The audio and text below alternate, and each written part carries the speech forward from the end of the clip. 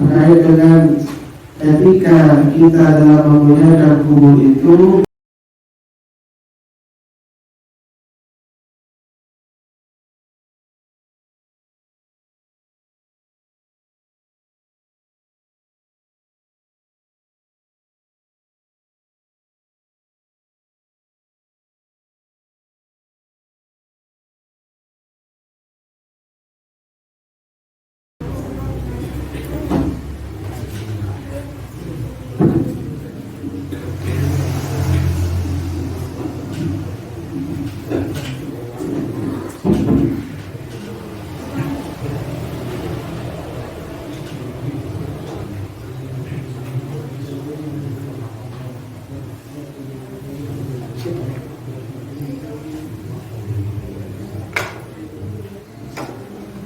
Bismillahirrahmanirrahim. Assalamualaikum warahmatullahi wabarakatuh.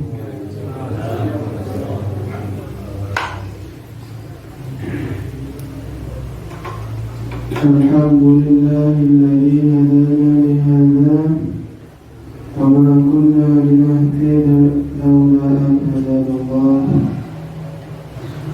Wassalatu wassalamu ala rasulina al-mustafa وعلى آله وصحبه ومن تبعه بسننه وأدبه إلى يوم القيامة. قال رب اشرح لي صدري ويسر لي أمري واحلل عقدة من لساني يفقهوا قولي. أما بعد، فيا عباد الله، أوصي نفسي وإياكم بتقوى الله فقد فاز المتقون ولا تموتن إلا وأنتم مسلمون. وقال تعالى مذكرا بذلك: يا أيها الذين آمنوا اتقوا الله وقولوا قولا سديدا يصلح لكم أعمالكم ويغفر لكم ذنوبكم ومن يطع الله ورسوله فقد فاز فوزا عظيما. Bapak Ibu rahimahullah, alhamdulillah, untuk sekian kalinya kita masih diperjumpakan kembali oleh Allah Subhanahu wa Ta'ala dalam hadis ini sedikit belajar hadis-hadis dari Rasulullah Muhammad Sallallahu Alaihi Wasallam, atau sedikit belajar fikih Islam. Dan sebetulnya kitab yang kita rujuk adalah kitab Bulughul Maram. Tetapi untuk sekian kalinya kita merujuk kepada kitab yang lain, yaitu Al-Fiqhul Islami wa Adillatuhu karangan Syekh Az-Zuhaili, sebagai pembahasan atau referensi tambahan dari pembahasan hadis yang sempat kita sampaikan di beberapa pertemuan yang lalu dari kitab Bulughul Maram. Bapak Ibu rahimahumullah, pada kesempatan kali ini kita masih seputar menguburkan jenazah atau kewajiban keempat dari perawatan jenazah, yaitu menguburkan jenazah. Dan pada kesempatan kali ini kita masuk di sumber berikutnya. Di sini di halaman 526 dalam kitab Al-Fiqhul Islami wa Adillatuhu.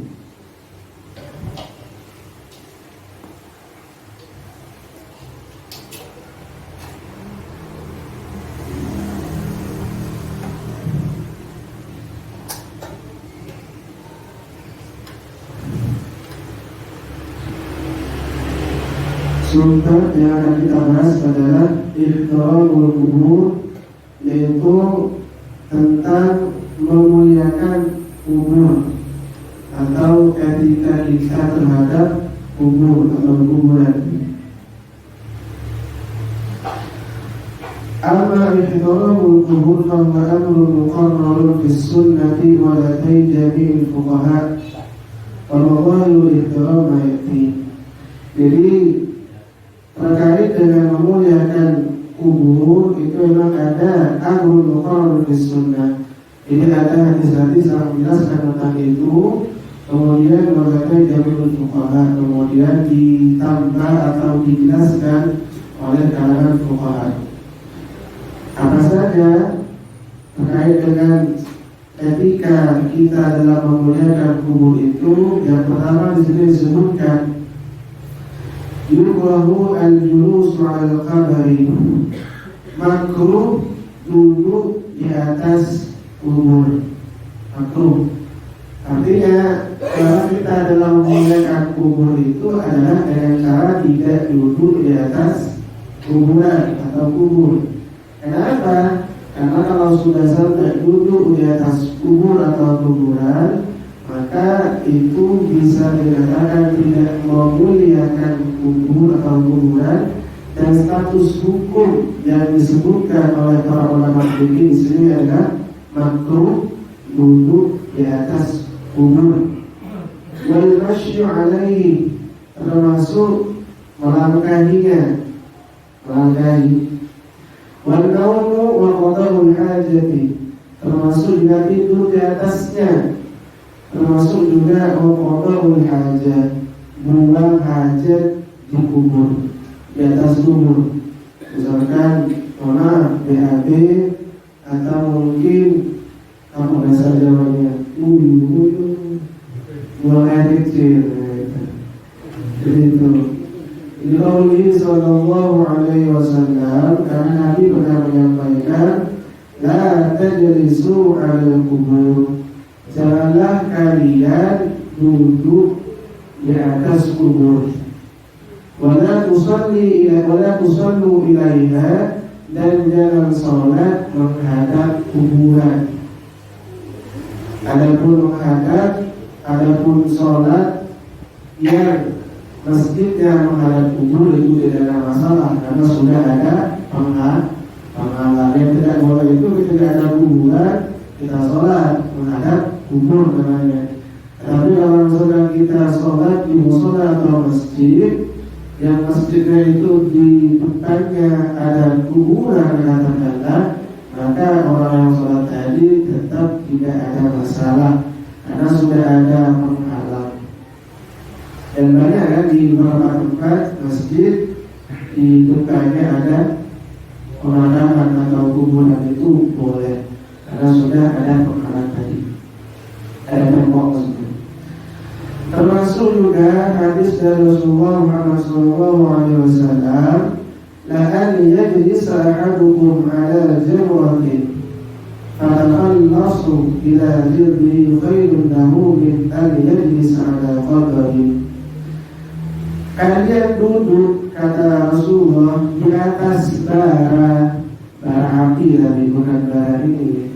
Duduknya kalian di atas bara api, kemudian kulit kalian terkelupas karena duduk di atas bara api itu, khairun lahu, lebih baik daripada duduk di atas kuburan. Jadi itu kata Rasulullah Muhammad SAW.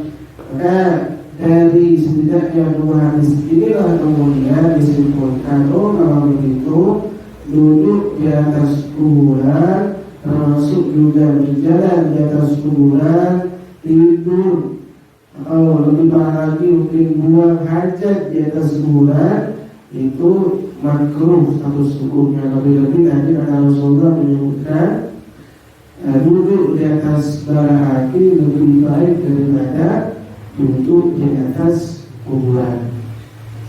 Artinya cara etika kita terhadap kubur dalam upaya memuliakan kubur itu adalah dengan cara tidak duduk di atasnya, tidak melangkahinya, tidak tidur di atasnya, tidak buang hajat di atasnya, dan seterusnya. Termasuk tindakan-tindakan yang lain yang sekiranya mungkin menistakan atau melecehkan terhadap kubur dan penghuni kuburnya itu makruh harus hukumnya. Kemudian itu yang pertama, Bapak Rahimahullah, cara kita memuliakan kubur atau kuburan. Salah satunya yang pertama adalah tadi tidak duduk di atas kubur. Yang kedua adalah yahrumu nabshul qabri ma dama yudhannu fi syai'un min yudhahil mayyit. Haram membongkar kubur. Jadi hukum asal dari membongkar kuburan itu adalah haram.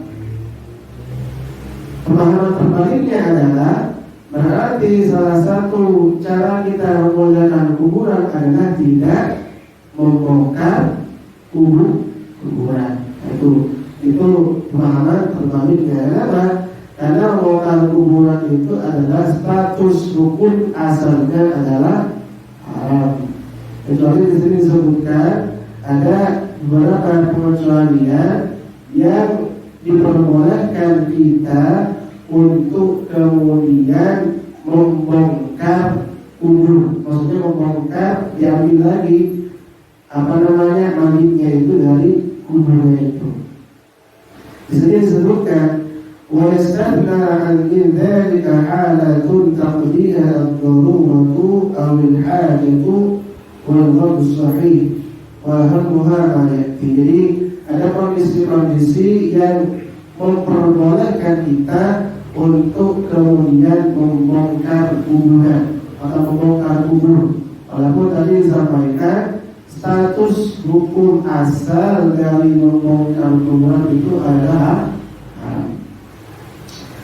Kemudian kita masuk kepada alasan-alasan atau motif-motif yang bisa jadikan dalil untuk perbolehan membongkar kubur. Yang pertama disebutkan di sini, idza dufina min ghairi kamarin aw ghairi muslim aw ila ghairi kiblati wa lam yataghayyar haluhu aw lam yukhsha alayhi fasadu fi nabshin. Di sini disebutkan boleh kemudian membongkar kubur atau mengangkat kembali si mayit yang ada dalam kubur itu jika mayitnya dikubur belum dikafani.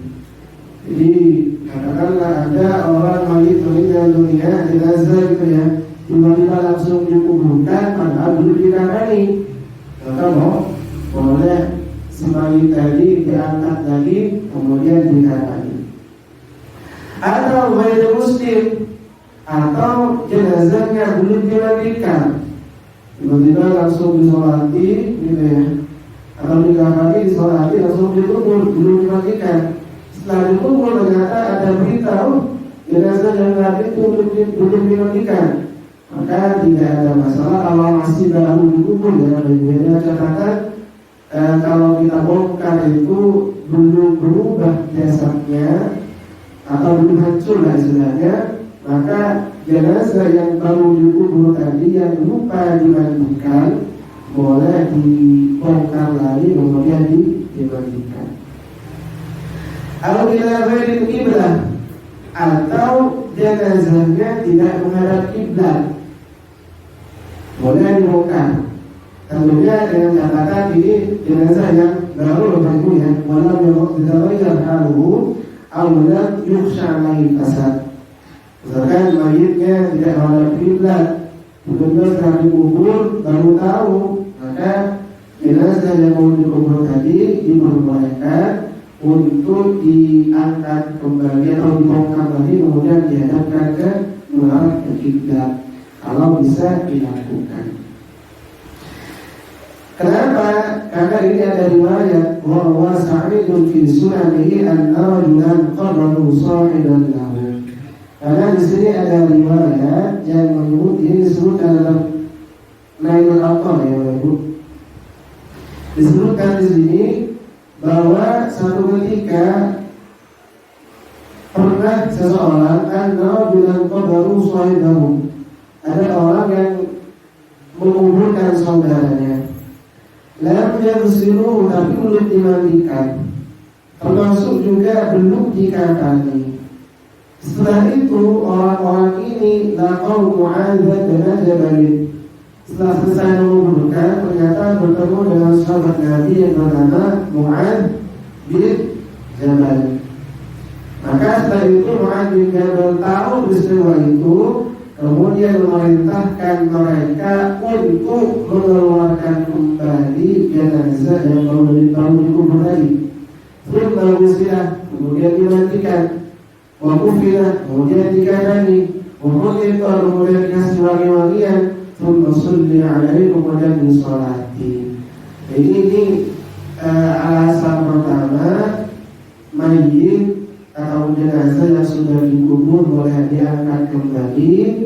Di antaranya kalau misalkan belum dikadani, belum dimandikan, termasuk juga belum disolati, termasuk juga belum menghadap kiblat. Kemudian alasan yang kedua, mayat atau jenazah itu boleh diangkat kembali adalah idza kana al-kafanu mawsuban aw kanat al-ardu mawsubatan. Walaupun ini telah terjadi sebetulnya. Apabila kain kafan yang dipakai itu hasil gosok atau hasil rampasan atau hasil tidak jelas gitu ya. Jadi kain kafan yang dipakaikan kepada jenazah tadi hasil nyolong gitu ya. Dan orang yang dicolong dari itu adalah kain kafan itu, maka itu tidak ada masalah. Jenazah yang tadi dipakaikan kain kafan hasil mencuri tidak apa-apa, diangkat lagi kemudian diganti dengan kain kafan yang halal. Misalkan diambil dari hartanya atau diberikan dari harta keluarganya atau warisnya. Kira-kira ada yang seperti ini? Sulit dan sekarang. Mohon kain kafan ini. Atau aukanatil ardu mawsubatan, atau tanah kuburannya itu hasil rampas, bukan miliknya. Jadi ada orang meninggal, adalah keluarga kita yang orang meninggal, tiba-tiba dikubur di halaman orang. Itu penghuni rumahnya nggak gitu, ada itu nggak, ngomongnya saya nggak itu nih, tanah saya dijadikan kubur gitu. Jadi kalau itu maka boleh atau harus diangkat kembali mayitnya tadi itu, kemudian dipindah ke kuburan atau tanah yang halal istilahnya, atau tanah milik keluarganya atau mungkin rumah-rumah umum dan seterusnya. Jadi itu motif yang kedua, mayit boleh diangkat ketika misalkan kain kafannya hasil rampasan atau hasil mencuri, hasilnya tidak halal, termasuk tanah tempat kuburan itu bukan tanahnya, tanah orang lain, dan orang lain itu tidak ridho ketika tanahnya dijadikan tempat kubur atau kuburan. Itu. Kemudian di sini disebutkan yang ketiga, Lubaiki atau Lubaiki Masjidul Jami', sempitnya Masjid Jami'. Jadi ini disebutkan di sini ya, ini mohon maaf ini saya sedang mengutip, ini bukan pendapat saya. Jadi Lubaiki Masjidul Jami', ketika Masjid Jami' itu udah terasa sempit jamuan, misalkan udah alhamdulillah udah banyak jemaahnya gitu ya, udah bahkan ada yang sholat di luar misalkan, kemudian ada rencana perluasan masjid, ternyata di sekitar masjid itu ada kuburan atau pemakaman. Gimana solusinya? Maka disebutkan di sini jenazah boleh kuburan di sekitar masjid itu diangkat kemudian dipindah. Kalau misalkan masjidnya itu benar-benar sudah tidak muat ya Bapak Ibu, jadi masjid Jami sudah benar-benar tidak muat. Jadi mungkin kalau ada di sekitar kita atau di mana lah masjid-masjid yang ingin diadakan perluasan, kemudian ada di sekitarnya ada pemakaman, kemudian dibongkar pemakamannya, itu tidak ada masalah selama tadi benar-benar udah terasa sempit masjidnya, karena mungkin saking banyak jamaahnya ketika kajian mungkin udah membludak gitu ya, gak keluar dan seterusnya.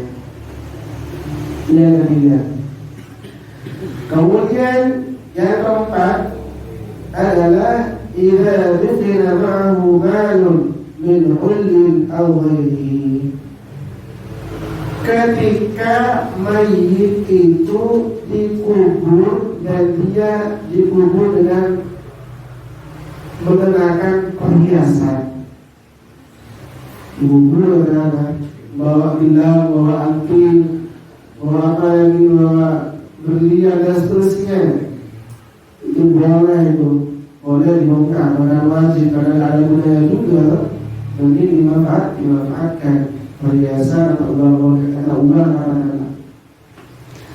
Al waqa'a bil qabri ma'lum li adamiyyin qalilin aw kathirin, atau ketika jenazahnya dikubur ada harta orang lain yang melekat kepadanya, misalkan apalah gitu ya, di kuburnya itu di diantaranya ada benda berharga milik orang lain, boleh kuburannya itu dibongkar dan benda berharga tadi boleh diambil. Ini sebagaimana lima ruya anna Mughirah bin Syu'bah quri'a atau qaraha khatimahu fi qabr Rasulullah sallallahu alaihi wasallam. Ada satu ketika Mughirah bin Syu'bah, cincin beliau itu jatuh ke kuburan Nabi.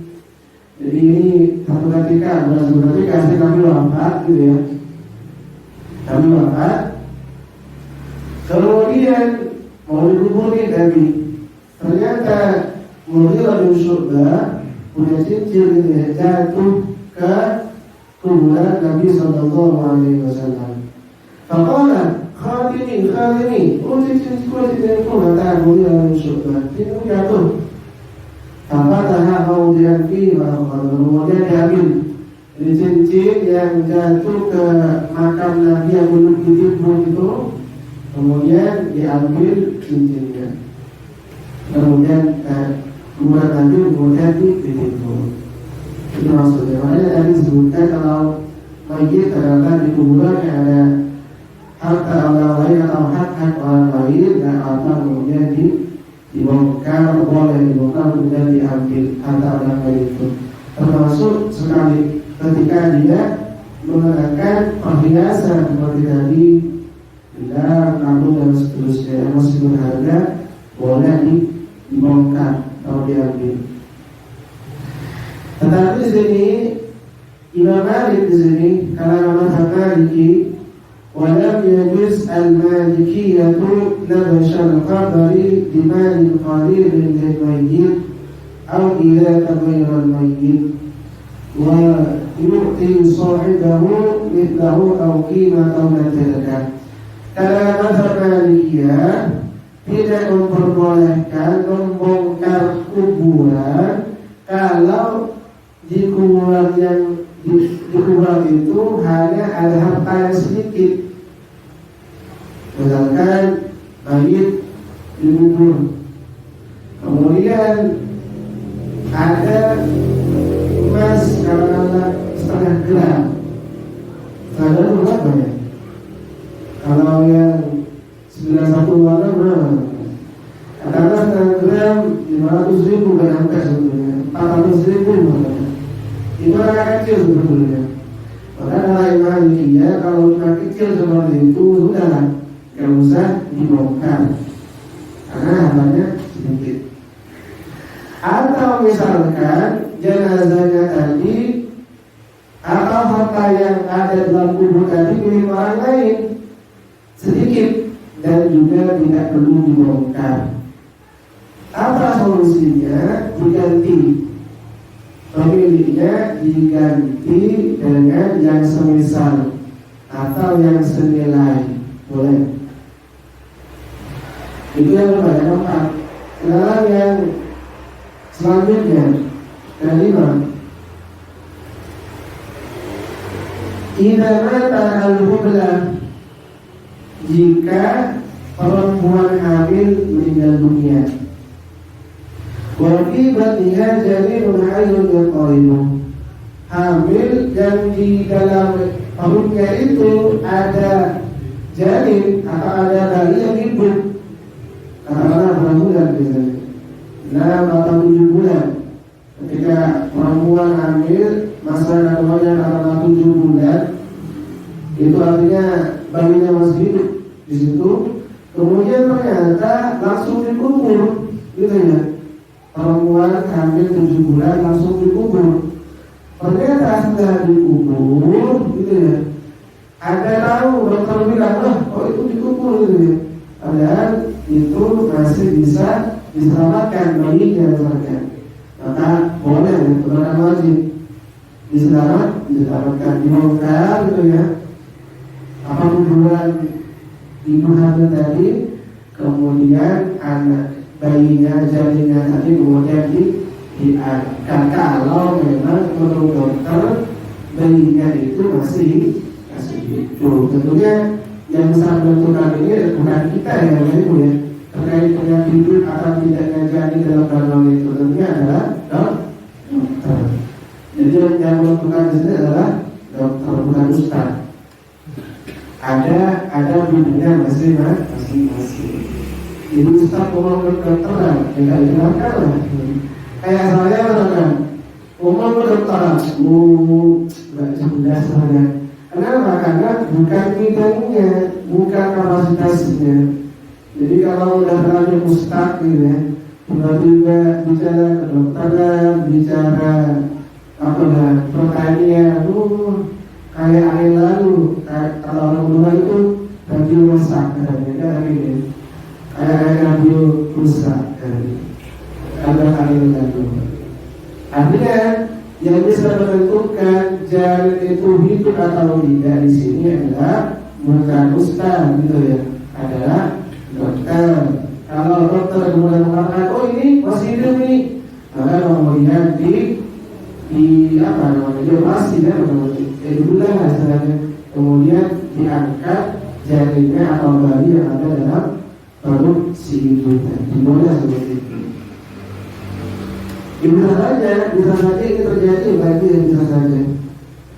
Bahkan sebelum dikubur pun boleh. Misalnya ada ibu hamil meninggal dunia 7 bulan, kemudian dokter mengatakan ini masih bisa diselamatkan bayi dalam kandungannya, boleh kemudian maaf ya, karena mungkin perutnya dibelah dan seterusnya, kemudian diangkat janinnya atau bayi yang masih hidup, itu boleh. Jadi itu Bapak Ibu, etika kita atau cara menggunakan tubuh, dan kedua adalah dengan tidak membongkar. Yang pertama tadi adalah tidak duduk di atas kubur.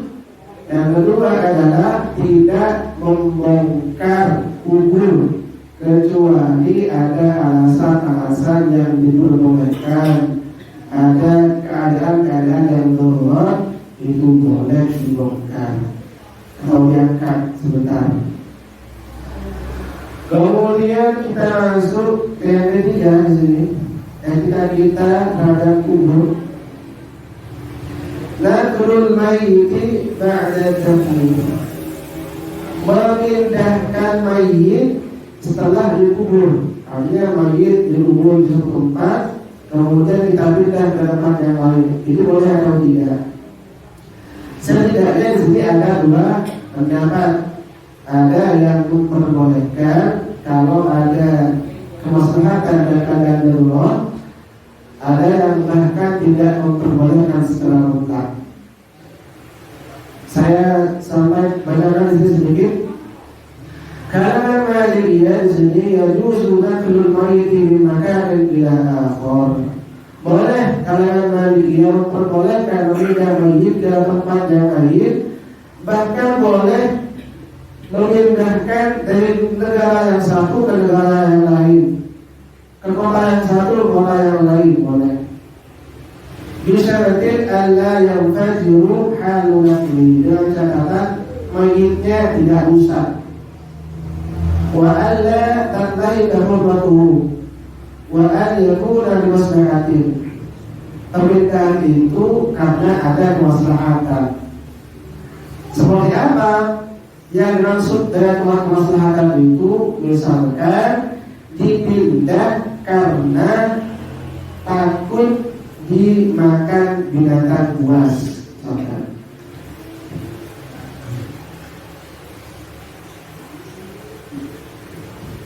Misalkan jenazah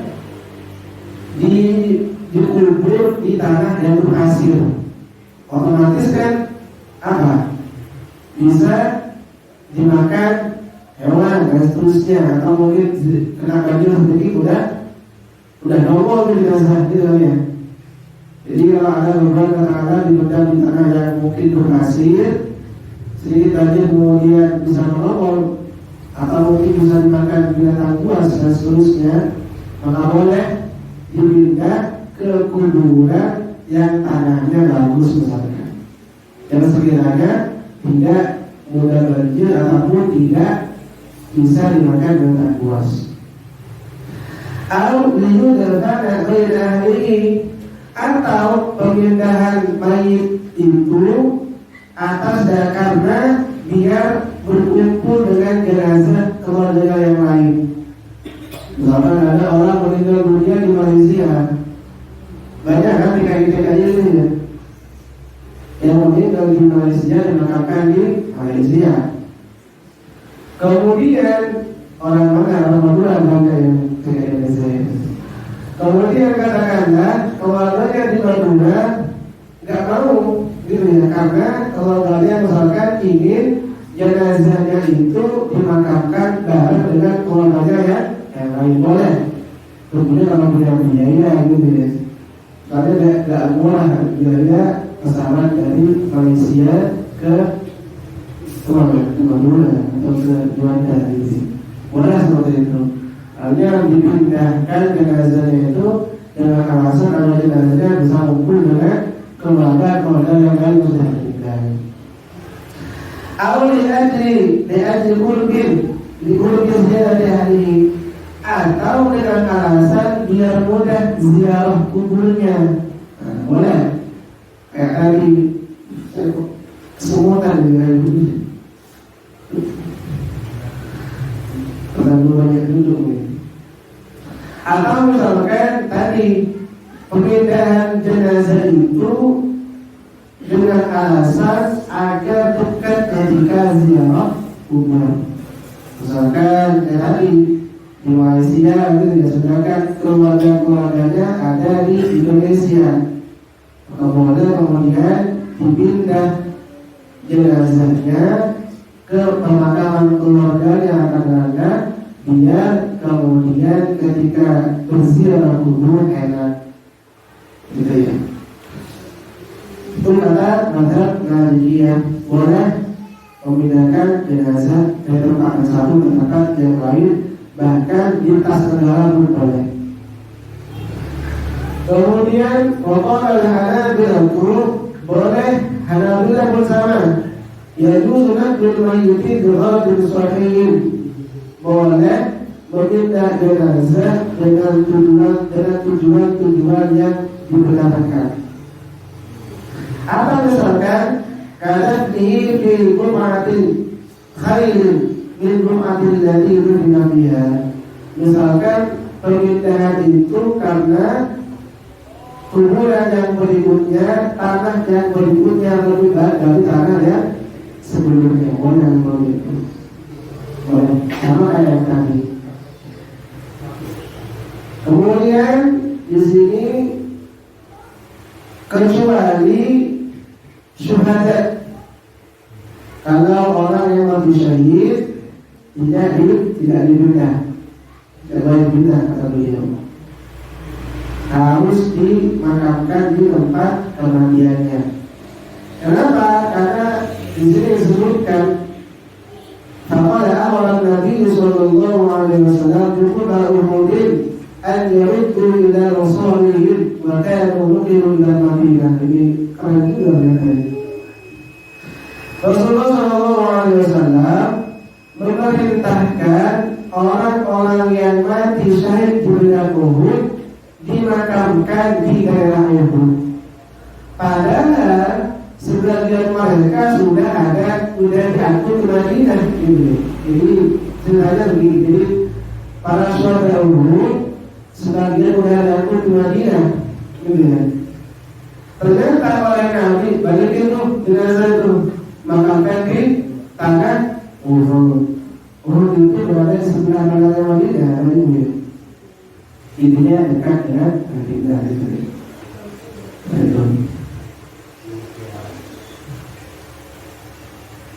Ya selesai ya ini. Belum. Jadi mungkin insyaallah penjelasan lebih lanjut kita akan lanjutkan di pertemuan yang akan datang insyaallah. Jadi itu Bapak Ibu ada berapa? Ada 3 ya. Pertama, tidak duduk di atas kubur. Kemudian yang kedua adalah tidak membongkar kubur kecuali ada alasan-alasan yang diperbolehkan. Yang kedua adalah tidak memindahkan kubur kecuali lagi-lagi ada maslahat dan keadaan yang boleh memindah.